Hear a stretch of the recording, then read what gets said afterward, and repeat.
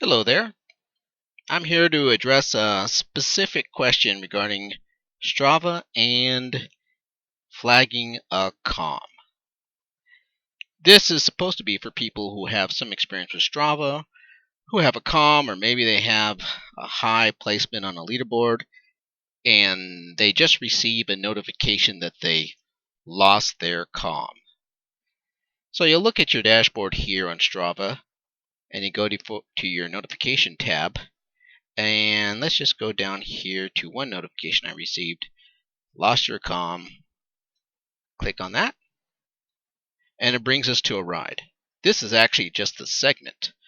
If you want to get to the ride that this other person did, you go to the current com holder and you click on it, the date.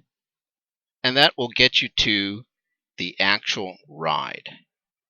Now, one of the things that you have to be sure when you're looking at a ride is if you're going to flag it, you want to make sure that it's actually not a legitimate ride. So the question is this a legitimate ride? Does it have any credibility? Now I have over 300 comms right now, and I lose and win comms all the time. So it's not unusual for me to get lots of these com notifications, or lost com notifications. So the first thing that I look at whenever I'm trying to determine whether I should flag a ride or not is the max speed. If you go down here on the right, you'll see the max speed for this ride is 74.3 miles per hour, which is pretty much impossible to do on a bike. That is a very suspicious number. The other two things I look at as well are the distance, this one's 15 miles, and the elapsed time, 6 hours, and the average speed, 14.8. Well, if this rider was doing 14.8 miles per hour and they rode for 15 miles, they should have only ridden for 1 hour. So the question is, what did they do on the remaining 5 hours and 12 minutes? That's a big question. Obviously, something happened. Now, this ride is very typical for rides that are not legitimate, in which the rider forgets to turn off their GPS after a ride ends. And what you'll typically see is a very high wattage and very high speeds at the very end of a ride. So a rider goes for a bike ride, they ride around, then they put their bike on their car, they forget to turn off the GPS, and they drive home setting off com after com. So that's what you're going to look at. Lots of comms at the end of a ride. So let's go down and look at the actual individual segments. At the beginning, we see that the ride is on a BMX track, and the wattage is just 90, 77, 139, 161. Then suddenly the wattage jumps to 663 for 3 minutes and 36 seconds. 1030 for 27 seconds. 742 watts for a minute and 28 seconds. 829 watts for 40 seconds. And finally, 737 watts for 45 seconds. Now, doing these levels of wattage back to back, one after another, is pretty much impossible. But one might think, well, look, they did 1,030 watts for 27 seconds and they're only third, so that must be, maybe they're legitimate. Well, this brings up another problem with Strava. Is Strava has no responsibility for ensuring their leaderboards have any kind of credibility. That responsibility resides with the users. So as a user or a com holder, you're supposed to flag rides that are not legitimate. And my suspicion is that the top 3 rides in this particular segment, Valley to Mo Sprint, Cindy Gilbertson, Renee Granado's Sizzlin' Weasel, are not legitimate. Jeffrey Bushek probably is legitimate. But he didn't care, so he didn't flag anything. This is unfortunate and leads to a really big problem with leaderboards just turning into junk. Okay, back to this ride. Is this ride legitimate? Another thing I look at is I zoom out on the map. Alright, so here we have a map of the ride, and if you scroll down, you go put your cursor on this little graph of the mileage, and you can see the little blue dot showing where the rider rode. And at the beginning, you see they're just doing like little circles here. That's the BMX track, I suppose. And then they go and they start cruising along.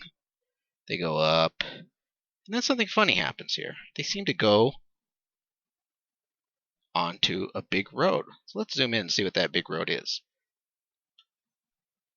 Aha! That is the Arthur H. Breed Jr. Freeway. There they are.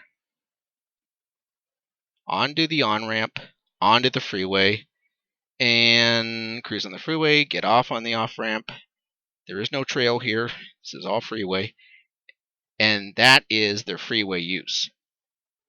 Kind of do a circle here, and they come back up the street, and not coincidentally, at the end of the ride, when they're on the freeway and they get off, that's when all these big numbers come up in terms of wattage and speed. So at this point, I'm pretty much convinced this is a flaggable ride. There's no reason not to flag it. It should be flagged because it's not legitimate, and it totally disrupts the leaderboard. So we'll click on this little tool here.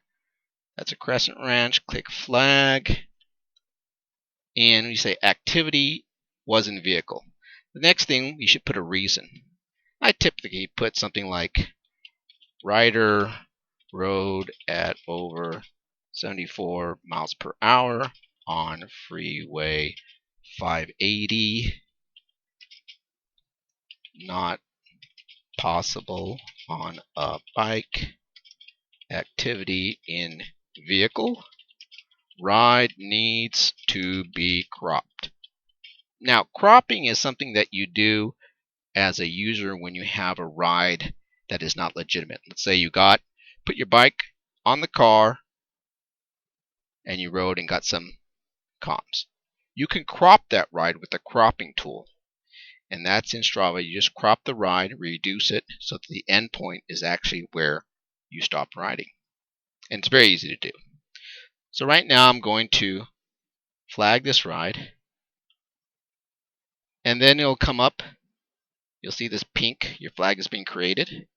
Now the next step is this user, this rider, will get notified that the ride has been flagged. And he'll have an option to either agree with the flag or disagree with the flag and say, yeah, I really did write it. If he really says he really did write it, then I can flag it again, and then it goes to a Strava support person who then makes the determination whether this was a legitimate ride or not. Clearly, there's nothing that I saw on this ride that would indicate that it's legitimate, since he was on the freeway and went over 74 miles per hour, and all his comms were at the end of the ride. So with that being said, that's it for this episode of Stravello, and hopefully return for more postings about Strava and other details about cycling as this channel expands. Thank you.